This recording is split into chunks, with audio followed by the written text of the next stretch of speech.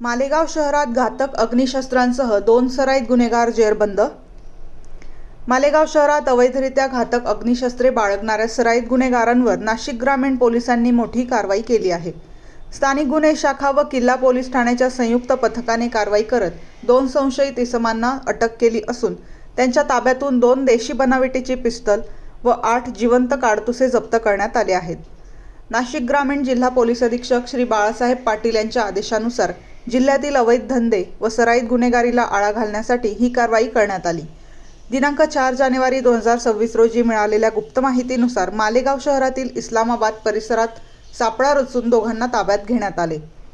अटक करण्यात आलेल्या आरोपींची नावे हिदायत शरीफ शेख आणि अब्दुल मलिक अकील अहमद अशी असून दोघेही विनापरवाना बेकायदेशीररित्या घातक अग्निशस्त्रे बाळगताना आढळून आले।